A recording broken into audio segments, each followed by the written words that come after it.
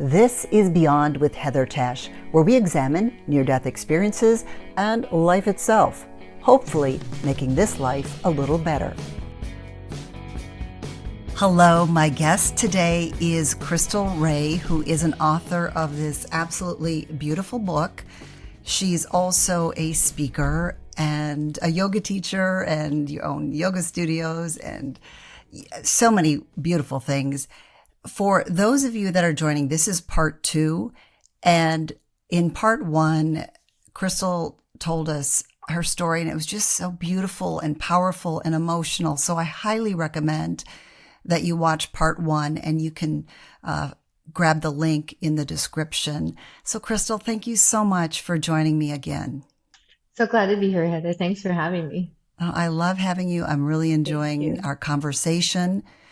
I want to go back to the accident because you had a broken neck from the accident. And tell us about what happened when you were at the hospital. Okay. So the accident was really dramatic. It was like something you might see in a movie. We were going up a mountain. We were hit by a car. It hit my side of the car, which, by the way, if I had had my seatbelt on, I would not be here. So what happened to me is I just kind of slid down to the bottom, where your feet are. And I kind of slid down there. But we hit by this car. The car was estimated to be going about 50 to 60 miles an hour. We were spun around. We flew off a cliff, fell 80 feet, flipped 10 times. Just incredible. So by the time I got to, yeah, I thought I'm going to die now. And I just kind of relaxed into it because I've told you about some previous experiences I had. So I really wasn't afraid of death. I just was surprised. I was like, oh, I didn't know I was going to die today. So I just said, okay. And I remember thinking, and something I didn't share with you. So before I go to the broken net, I want to share with you this experience that I had. 3 very poignant things that I was shown in the time and space between hitting the ground. Besides my panoramic life review, I was shown that there were 3 things in my life that I had never really appreciated. One of which was the sunrise and the sunset, that I had never seen it. I literally told, you've never seen the sunrise. And of course, I was 35 years old. I had seen the sunrise, and I was shown this beautiful, amazing sunrise. And it was like the symbolic meaning of it, of the opportunity of every day for the soul to experience itself in diversity and contrast and choice, and this great, amazing, beautiful planet that we have. And then secondly, I was shown that I had never smelled freshly cut grass, which is really a funny thing, you know? And I remember, and it was just like this overwhelming moment. So I was shown that how the beauty of having senses, like our sense organs, like to feel, to see, to taste, to hear. And it was poignant because it was just that everybody can relate to this smell of freshly cut grass. And then thirdly, and probably most important, is I was shown that I had never really touched anyone.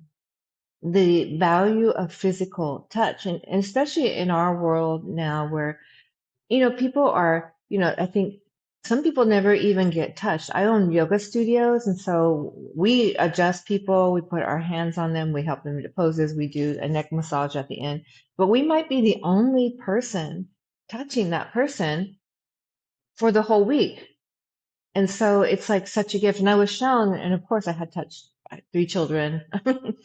I had 6 children and 2 viable pregnancies. So I was shown that the value of touch, and that, so now if I meet you, you probably get a hug like I really, and I really embrace, not just just the touch is like the way of embracing the other. And you gave me a hug when we were met at Ions, and it was a beautiful hug, a very genuine one. Thank you. So anyway, tumbling down to the bottom of the mountain, we flipped 10 times, hit the ground at 80. I'm not sure what the impact would be at falling 80 feet, but I'm sure it's pretty intense. Like, it's miraculous that any of us survived. Absolutely. Um, and then on top of that, flipping 10 times. Like, I know people have died with one flip of a car. We flipped 10 times, like, just to emphasize the amazing impact of this accident. Like, Right. nobody should have survived this accident. Especially because we were in a small little red Jeep that had a plastic top, didn't even have a hard top. And unfortunately for my cousin who was in the back seat, that roll bar is where she was hitting side to side. And I told you that, she had this miraculously recovery. Anyhow, that's a longer story. But so yes, I ended up climbing up the mountain. I was super surprised that I was alive. I was in an upside down Jeep. I remember seeing the wheels still going. I could smell gasoline. And I suddenly was like, I'm alive because I had thought I was ready to die. I was like, okay. I remember my last words when I recognized that, oh, I didn't know I was going to die today was like, I'm going into the light. And I was kind of excited to tell the truth about going back into the light. And there was kind of a letdown when I woke up and it was like completely black. I was like, wait, what happened? But then I realized that I'm alive and I could see my children again. Of course, that was my first thought is I wanted to see my children who were small at that time. And you had gone into the light as you talked about in part Yes. one. Yes, yes, yes, yes. So I was so happy to be back. So I climbed up this cliff, which I guess I'm in good shape because I climbed up this icy cliff, and I got to the top and nobody could even believe that it was like I had come up. Like they were like, do you know what happened down there? I go, yes, I know. And there's two more people and they got air flight and they had to pull my cousin up in a stretcher, like with ropes and this. It was like a movie. It was just so crazy. And we ended up going to the hospital. And I told you about this experience of just being very, very open, like a door had opened where I could feel everyone's feelings and know everyone's thoughts. And I was moving energy like crazy through my body. And I told you about this nurse who was kind of screaming at us that we were drinking. Of course, I don't even drink. And he told me that my cousin was going to die. And I pushed my way into the emergency room, put my hand on her, and I felt this energy move through me. And I knew that she was going to be okay, which by the way, she's more than okay right now. Only thing residual effects of her really hard recovery, by the way, is that she forgot 10 years of being married to two alcoholic husbands. There you go. Not so And now bad. she's not so bad. So now she's remarried. She has her own, it enhanced her ability. She became the lead clarinetist. For some time, she was at the Dallas Opera, and she has her own, Karma now has her own real estate business and doing quite well, and a new husband. Anyway, that's the karma story. So back to I'm touching her. I feel this wave of energy. I know that she's going to be okay. And then they took me back and they started to X-ray me and check me and all this because my neck was really stiff. And so they came back, Heather, and they told me that my neck was broken. And I said, because I remember when I was in that light, I was shown multiple destinies that were available to me, one of which I would come back and write this very poignant and important book and tell the world that love is all that matters. But another was that I could have come back with, physical disabilities, which was not the path that I chose. So I said, oh no. I told the doctor, oh no, that's not in my agenda. I'm not going to have a broken neck. And I put my hand on my neck like this, and I felt that same heat, almost as though my hand were like glued to my neck. I said, no, no, no, you don't understand. I could feel my neck literally healing in that moment. And I said, you don't understand. That's not part of my destiny. And that's what I told him. And he just kind of looked at me very confused, I'm like, sure. okay, she's in shock. So I said, you take another x-ray. And so they did.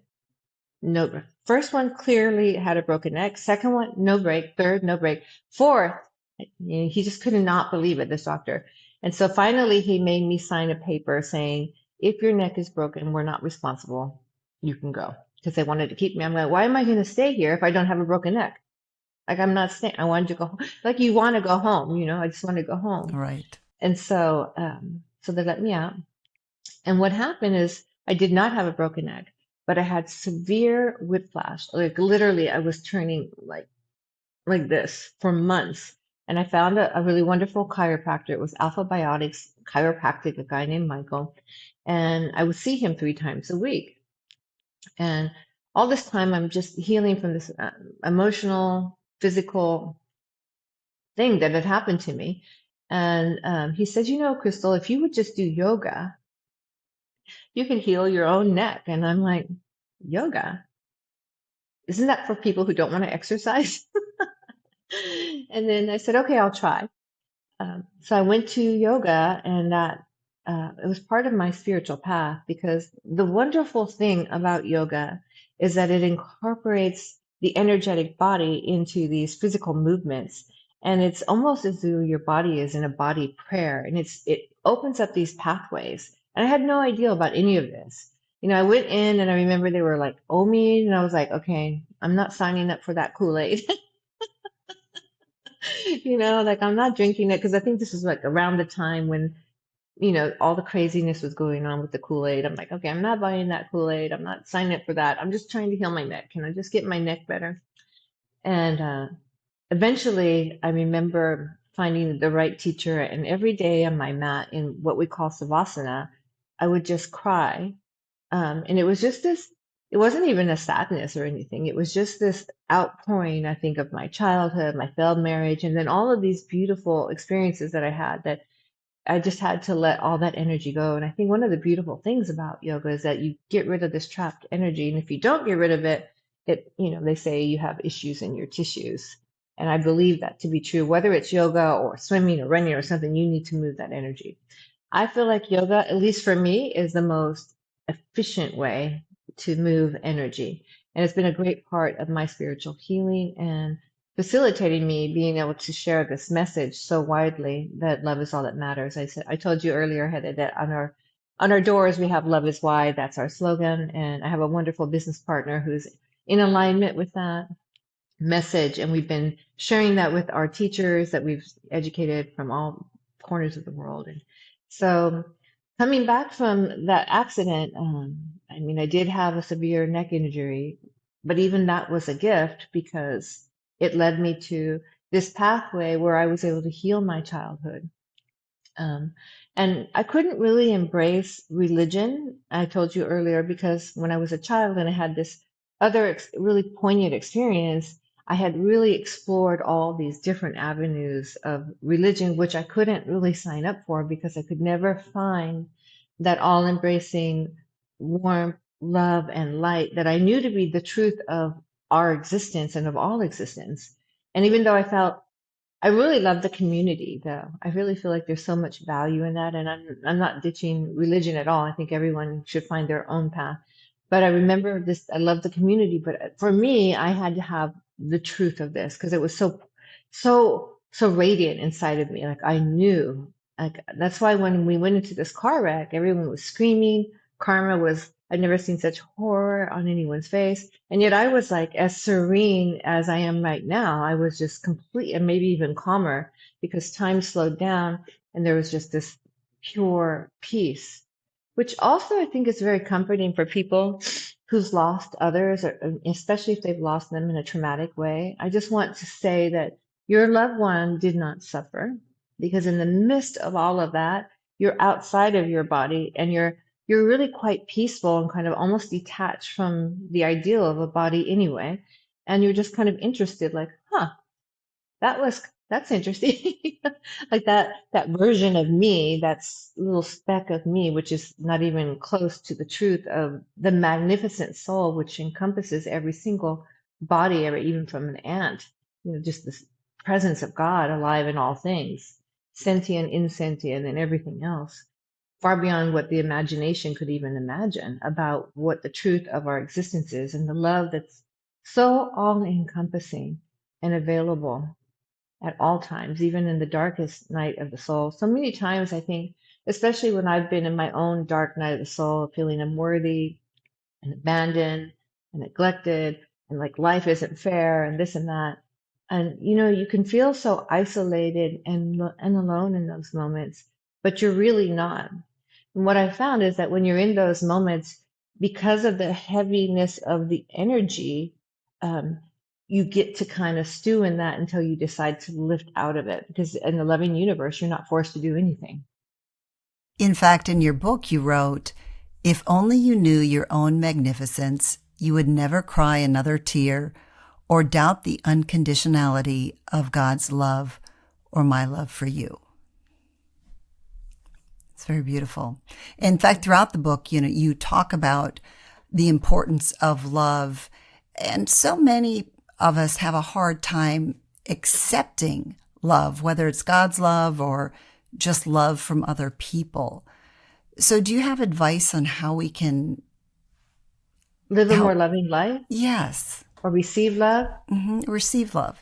So I think the first thing that I was shown is that we have to love ourselves. We have to love our darkest dark, the shadow side of ourselves, and we have to love that equally with our most brilliant side, and almost with a dispassion and without any judgment of one being better than the other.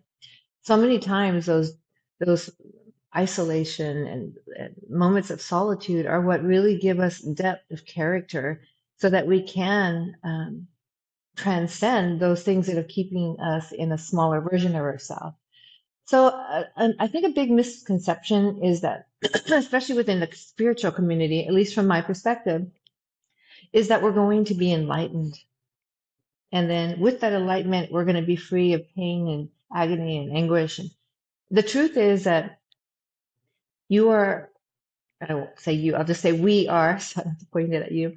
So we are the pure light of undifferentiated consciousness, or we're the essence of God, all of us. And that's, so if we can agree that God is love, if that's the starting point, so we have to agree there. So if we can agree that God is love, and if we are children of God, then we are born of love. We are the seed of that love. And so if I plant, let's say, if I plant a tomato, I shouldn't expect to get a rose, you know? So if I am the seed of God, or if I'm the seed of love, which I don't really like the word God, and the reason I don't like it is because it's been so misused to hurt um, and manipulate people over time. But this essence of love that is us, if I am born of that, then no matter how many shadows I wrap around myself, um, or how many layers I put around the tomato, it never makes it into a rose, right? So no matter what I do, I am always still that pure essence is unchanged. And so I think we come into this earthly plane, which, by the way, I think I shared with you earlier, we are all so excited to come here because there's such opportunity for growth for the soul. And another part of the book that I talk about is soulmates. And everyone, for example, you and I, we are soulmates. I told Heather when I met her at the convention, like I saw her and I told my assistant, I was like, I need to meet that girl. I need to meet the Beyond Girl. I called her the Beyond Girl. I And love there was that. just this presence that I wanted to meet you, even from your marketing, not even before I met you. I picked up your little flyer and I said to Julie, I was like, I need to meet this woman. And I felt this resonant energy. But everyone you pass and meet on your sacred journey of your soul is a soulmate, even a person you pass on the freeway. Like, what are the odds that that person gets up at the exact time, goes to the bathroom, brushes their teeth, gets on the tollway, eats their breakfast, is on a path to their job, and all of a sudden you look over and your eyes meet? And even are we soulmates with the person that just flipped us off on the Oh, highway? absolutely. Yes, yes, yes. We are. Yeah. That person has a message for you. Mm-hmm. And that's where I was going with the soulmate thing, is that so many times people go, oh, I want to find the beloved. I want to find my soulmate. Um, your soulmate might be the person who signs up to be the bad guy or the rogue, the villain in your life, the one that truly hurts you. Why? Because that pain you signed up for, by the way, we don't have anything happen to us on this earthly plane that we don't sign up for. And that sounds atrocious, like when you think about all the people who died, let's say, in concentration camps and such.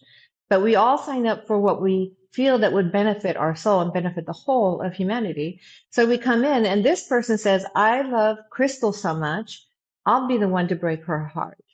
I'll be the one to hurt her. I'll be the mother with alcoholism. I'll be the father who abandons. I'll be the husband who's unfaithful. I'll do all of that because I love her so much. And we never think of that. And another way to think about this is think about the drunken guy you see soiled and dirty on the street corner. And we pass this person, and so many people think of him, like he's a loser, he's going to go to hell, he's a bad soul. But what if, just think about this, as it was shown to me, and I wrote this in my book because it was shown to me, that an avatar, that a bodhisattva, which is an enlightened being, says, give me the mother that's addicted to meth, the one that's going to abandon me, the one that's going to beat me, the one that's going to give me drugs to quiet me down when I'm a child. Give me that mother so that I end up on the street corner, so that perhaps one person sees me and puts their bottle down. Now that is like that kind of love makes me want to cry because that is a true avatar. That is a true bodhisattva. That's a true expression of love. And yet we walk by them and, people who are in service to us, like the guy cleaning the floors at a local library or school, nobody knows his name. When in secret, he is the one that said, come and give me the lack of intellect so that this is all I can do, or the lack of possibilities to do anything else, so that I can be in service to humanity, so that I can be the one to facilitate change for them, to give them the opportunity to explore and expand. Like that's the true light and soul. But we're in our way of thinking, we think the opposite. That person has position, has a higher intellect, has more money, has more this, has more looks, has more whatever, whatever. That's the person. When I always like, I am so grateful for people who are in service. The person who picks up the trash, the person who cleans the house, the person who does my garden. I'm like, I want to bow down to their feet because I know that their presence and the life they embody is probably a lot harder than mine. And they're doing a great service. What about a really vile person, a murderer, a rapist, say Hitler? Do they choose to become that, or do they just get off track? From my perspective, we know what we're signing up for. And that is a really heavy. So the way I was shown destinies is that nothing is set, kind of. So you have potentialities that are available as though they were energy lines, okay? And with each choice that you make, you can jump tracks forward and backward. And you can also time travel. For example, from the present moment, I can go back and find Chrystal crying and alone at 5 years old and pick her up and say, Chrystal, guess what? It's going to be okay. You're going to own yoga studios. You're going to meet this beautiful woman named Heather. You're going to be on her show. You're going to write a book, blah, blah, blah. And I could also travel to the future to a more enlightened me, let's say 500,000 years from now. If I could embody that energy, which I can't with this body because I would incinerate, because as we move up, we have to energetically, our cells and our DNA has to change. So the point of Hitler is that somebody was going to come in and do that for the benefit of the planet. I'm not saying that he's an avatar or a bodhisattva, but I'm saying that he did open up a pathway for many people to heal many things and move through a lot of drama. When there's a mass exit, not only Hitler, there was Stalin, there was the genocide in Africa, there's the horror of disease and plagues and pedophiles. And I remember when the towers went down in September 11th. Remember that? Of And I course. remember going to one of my spiritual teachers and I was so angry about it. And I was like, I can't sign up for a God that allows these things to happen. Not only to me, but I started, adding like Hitler and Stalin and murders and, da da da da da.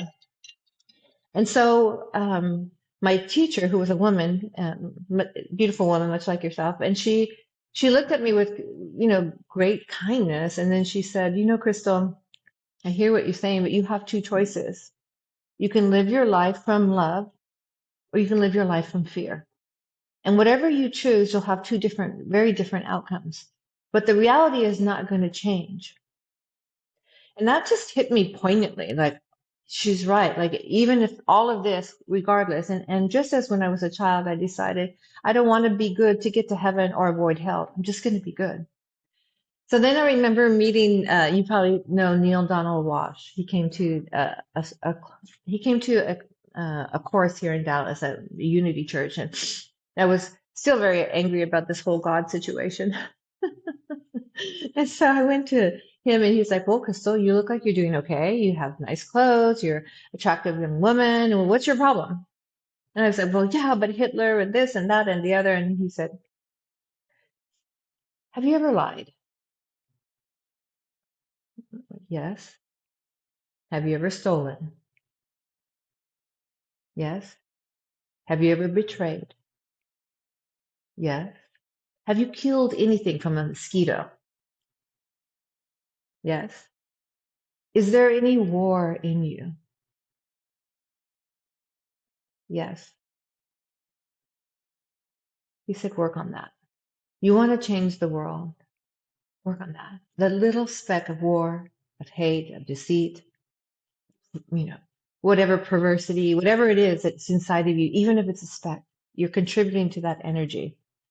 And this really affected me as well, because I realized that as we heal our own energy because we are one, we contribute to the tipping point of changing the energy on the planet. So at the point of Hitler or Stalin or any other kind of, you know, horrible being that comes into, there is part of the mass consciousness that is supporting that. And I have to recognize my own part in that. And I remember this really beautiful story about a minister talking to his son, and he wanted to keep his son busy because he was trying to make his sermon. And so he took a page out of a magazine and he cut it up, and it was a world. It was a atlas, and he said, "Here's some tape. Here's the pieces. When you're done putting that together, then Daddy will play with you." And so the little kid took it, and it was like a world atlas, like hard, right? Because it all looked the same. So then he shut the door, so he had peace. He was able to start working, and then right away the door knocked. And then the minister came out. "I told you not to bother me until you finish." And he said, "But Daddy, I did finish." And he showed him the world atlas. He had already put it together. And he said, "How did you do that so quickly?" And then he turned the paper around, and on the other side was a face, a man's face. He said, "Dad, when I put the man together, the world took care of itself." Wow. And that story just so relevant to when we talk about these kinds of things of like, how is it possible? It is possible in a free world because we're given so much love that we're given the permission to hurt ourselves and hurt others. We're also given permission to love ourselves and love others. And no one will be left behind, even if they go into the other pits of hell. And I wouldn't want, Hitler's karmic forces, because he's going to have to go through some really deep healing. I don't know how much time you have, but I have another story about someone Sure. that I read about, and it was a story that this man who, doctor, MD, he'd worked with a lot of hospice patients, and one of them was this really poignant guy because he came in, older gentleman, and he was in the throes of his final hours, and he started speaking German. And everyone was shocked, including his wife, because nobody knew that he spoke German. And it turns out he was one of the high officials from the Nazi regime. He was actually a scientist. And when he was in the regime, he was forced to work at the gas chambers. And this story just touched me so much, so profoundly. And so he was having to put all these poor people into the gas chamber. And there was this one defiant little girl with radiant green eyes, skinny and emaciated, but she walked up boldly. And he felt her not being frightened. And it caught, like her valor, her courage, her boldness. And he looked into her eyes, and there was this communication that, you know, "I'm not afraid. You can kill me, but you can't hurt me," kind of feeling about this little girl. And he was just so stunned by her that he never forgot her. So when he was in the throes of this dark night of the soul of his hellish experience, basically after he was in a near death experience, what he shares is that from the depths of hell, where it was just the gnashing of teeth and darkness and despair and moaning and groaning, and this was of his own energy field, because when you pass through death's door, it's not like you all of a sudden change. That's why it's so important to evolve and choose love in every moment, because wherever you are in this energy field, if it's a dark energy, when you go into the next realm, you're in the same energy field. So it's not a punishment, it's a choice. And that's why it's so important to evolve in each moment of your life, not to waste it. And so he was in the dark pits of hell because he had so much heaviness about his previous life. And he was forced to do this because if he didn't do it, they would kill his family and his children and his wife and his blah, blah, blah. But anyway, after the war, he was given a new identity. And I guess his children and wife and everybody had already passed. And he came to the United States with a new identity, got remarried, had another family. Nobody knew that this was a high official from the Nazi regime because I guess he helped in some way, so he got some kind of amnesty. So in the dark pits of hell, in his near-death experience, and he saw this opening at the top of like a cave, and there was light beings walking back and forth, light beings walking back and forth, and he screams out, "Somebody help me!" And then all of a sudden, one of the light beings stops, and there's this hand that comes down through the tunnel and then pulls him up and out of the darkness. And he looks over, and it's the little girl. And he's shocked. He's like, "You, why you?" And she said, "We were victims of the same illness. You were on one side, I'm on the other. There's no, you don't have to suffer for me." And by the way, the soul is never hurt. No matter what happens to, in this speck, which is kind of meaningless when you think about 80 years, 90 years, 100 years, in the span of eternity, this speck means nothing in the span of eternity. She said, "You don't have to suffer. I learned so much from that life. You did what you had to do. I did what I had to do." And so there was this great compassion for her own, the person that had taken her, been facilitating the end of her life. And these stories, they resonate with me because this is what I was shown, that there's this unconditional love, so much love that we're not forced even to love our creator. Like we can hate God if we want to. It doesn't change the expression of love that comes towards us. We could be an atheist, we could hate God, we could be an evil person. It does not matter in the terms of love, and no one will be lost because at the end, if I am born of love, love can only love. Now, if I want to dive into the pits of hell to find my way back to love, that's my choice.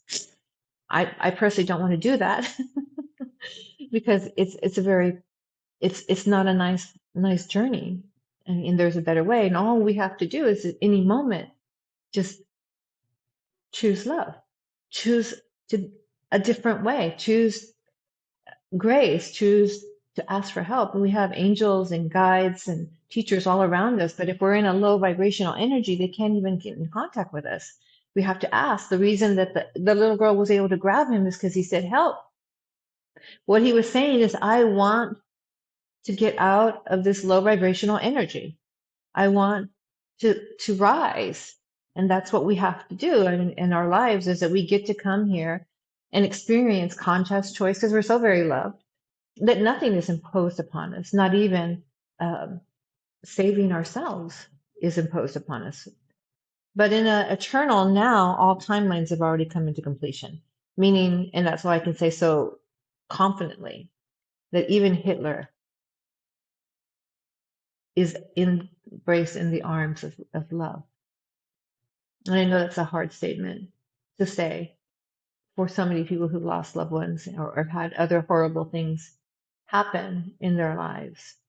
I mean, in my own experience of life, I've had horrible things happen, rape and pillage and such. And in my heart now, I recognize that the person who hurt me the most actually didn't hurt me as much as they hurt themselves because of the heavy weight of the energy and what it does to the life path of the soul. And I'm always just saying, you are free from karma.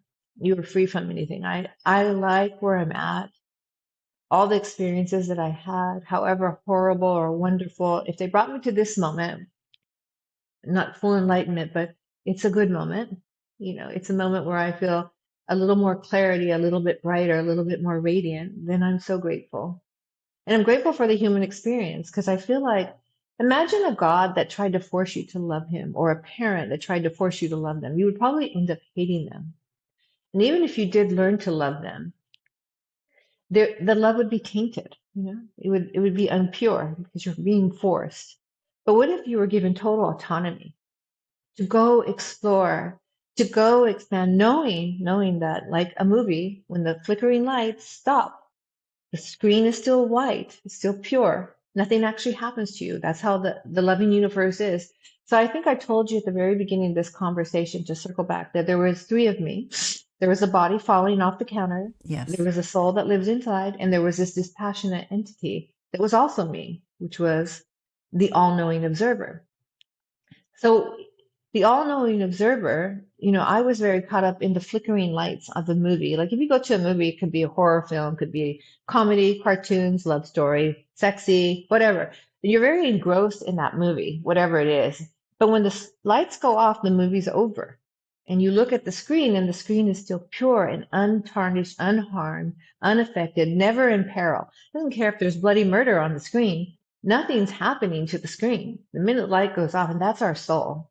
Our soul, it's enriched by the experiences that we have in a way that could not know any other way, but through contrast, choice, and change, and freedom, the freedom to choose. And so that's why we're given this great gift and this beautiful light and life. I mean, the beauty all around us and within us is unfathomable, and we don't even see it. Like a blossoming flower, a blade of grass, a cloud in the sky, a leaf on the tree, like air, friendship, touching someone, the smell of grass, freshly cut grass, just how beautiful is that? And this beautiful experience of pain and sorrow. Like I remember one of the most beautiful experiences of my life was when I recognized unconditional love. So I was signing divorce papers, which for me meant failure, meant Cinderella was found out. She was actually the ugly stepsister, and the slipper didn't fit. And her Prince Charming, had abandoned her because he found out, and all that stuff that happened. So it was like this beautiful spring day in the middle of the afternoon. I didn't do anything when I got divorced. I said, look, I'm not going to a lawyer. I didn't get married to get money. I didn't get, and I'm not saying this, other people should do this. This was just my path. I can work. You do whatever you want. Like, I just want to see where I get the kids. And that's all I really wanted. And of course, he's a very decent guy, and it was all very fair. But anyway, he was super happy about this, as you can imagine. Yes. So our divorce, I think, was like, it was like one of the cheapest divorces on the planet because I didn't do anything. I was just like, let me just sign the papers and be done with this because I'm not going to cut the couch in half. I'm just not going to do it. And he brought me the papers, and they were all in Spanish. So I had no idea what I was signing. But I said, show me where it says that I get the kids and that you get to see them whenever you want. And I'll sign the papers. So I signed them, and he was so happy. And I remember going into like a little fetal position, and I was looking out the window, and I was thinking, how could it be that the sun is still shining?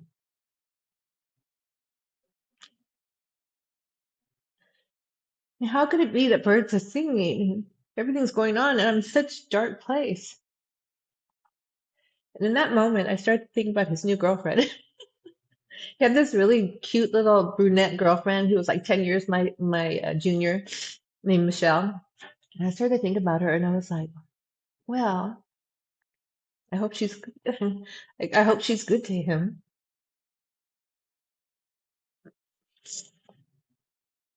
I hope she loves him. And in that moment, Heather, I was like, unconditional love, because this man who I'd loved so deeply and had hurt me so deeply, all I could think of was, I hope he's okay. So it was one of the biggest gifts I've ever had in my life. And it came from someone who hurt me so deeply. Like, how is it possible to love like that? And I think you're helping other people who are in similar situations or whatever situation to learn more about love and striving for that. And Chrystal, if you don't mind, I have so enjoyed talking to you, and I would love to do one more round with part 3. Is that okay with you? That's okay with me. All right. So we'll be back with part 3. Thanks for joining me on Beyond with Heather Tesch. Please add comments and questions you'd like future guests to answer. Also, if you liked what you heard, please hit the thumbs up button and subscribe. That'll help keep this podcast going. You can also go to Beyond with Heather Tesch to look for more episodes.